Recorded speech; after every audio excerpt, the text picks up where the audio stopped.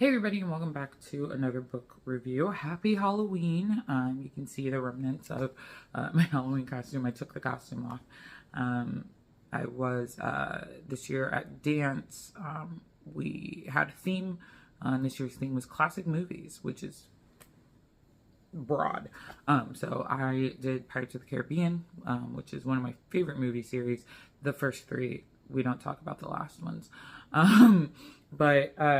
But this is not what this is for. This is book reviews.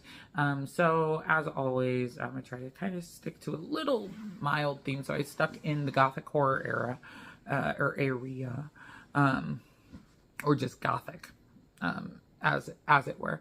And so I read Wuthering Heights by Emily Bronte.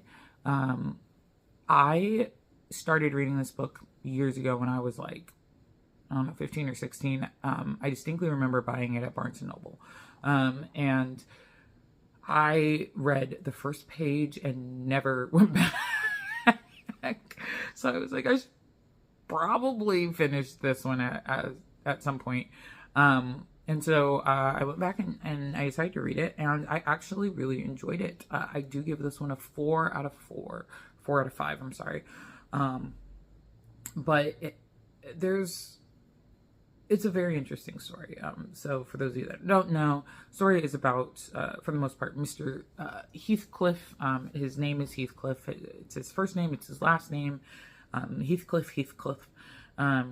So he is a orphan that a family that lived at Wuthering Heights adopts. And he is rather in love with the daughter of this family, and they grow up together with a servant who eventually becomes the housekeeper, and so they're all kind of growing up together.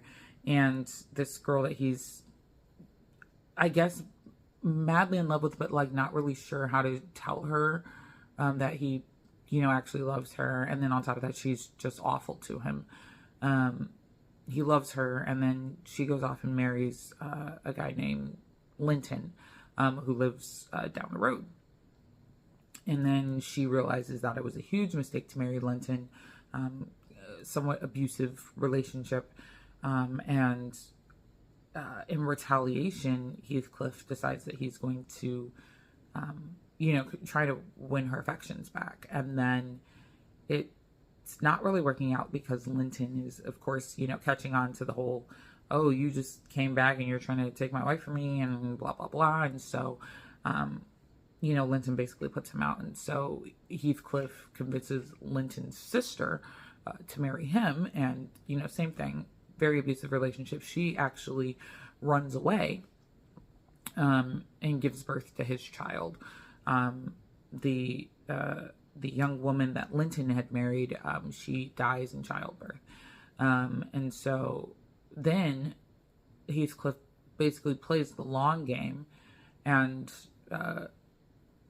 makes it so that he can, in a sense, take everything from Linton because he feels like Linton has taken everything from him. And so he finds out that he has a son, Heathcliff does, and his son is very, very sickly, just awful. And then on top of that, he's abusing his son.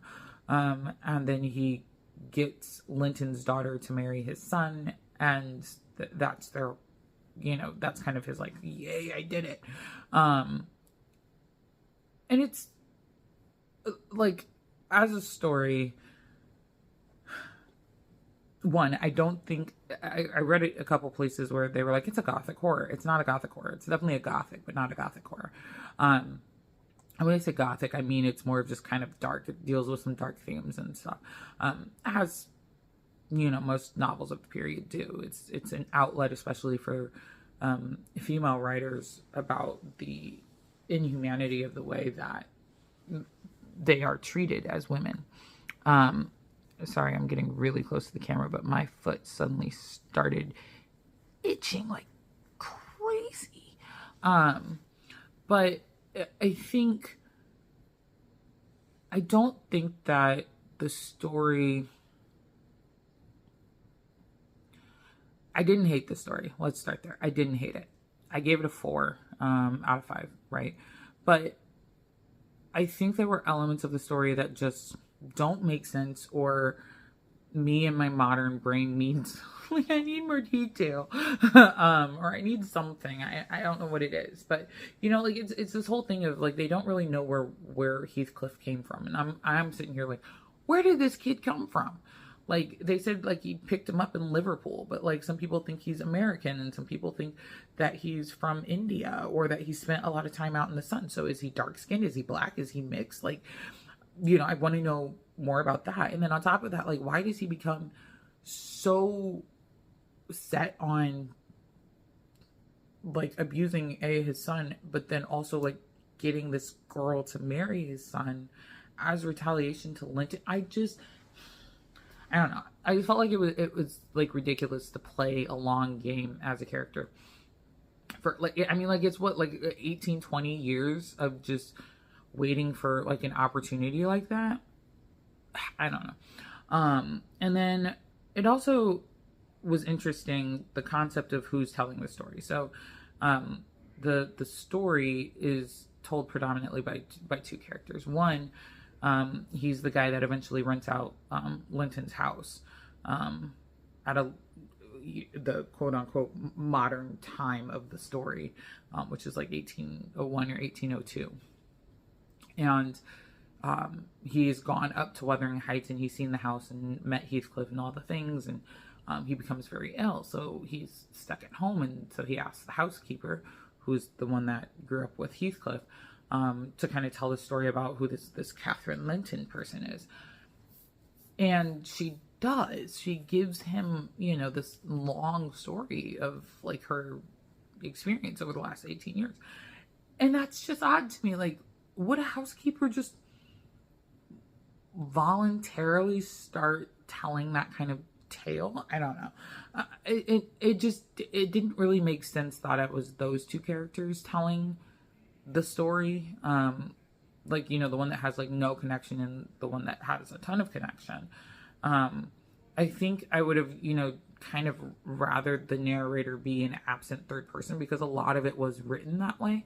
I did audiobook part of this. The audiobook that's done by Joanne Foggett of Downton Abbey fame and several other things. I don't want to just limit her breadth of acting to Downton Abbey, but that is what I most remember her for. And she did a really good job. Like, she can switch between characters. I'd listen to her read a lot of things. It was really great. But I felt like even with that, it just didn't make sense that this housekeeper just starts telling the story, and then this random dude who rents a house, you know, later tells a story. It just didn't make sense as narration. That said, like I said, I do like the concept of the story. I like the way it flowed. I think it's much better than Jane Eyre. It just reads better overall. So, you know, there's that. But yeah, I don't know. It just left me with a lot of questions. It left me wanting more. It left me trying to understand, you know, like, you know, of course, the deeper meanings behind a lot of what the author is saying with their story. But I also felt like the deeper meanings were just kind of like, well, duh, you know? So I don't know. Like, there's that kind of negative side to it. So, you know, because of all that, that's why I give it a 4. So yeah, there you have it. Book review on Wuthering Heights by Emily Bronte. As always, please continue to suggest books. We'll add them to the list and hopefully get to them. I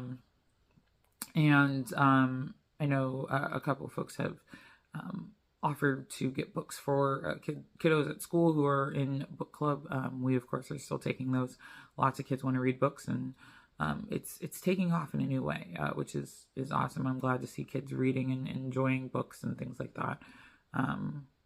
So yeah, it's been very exciting. I will see everybody in the next book review. Bye!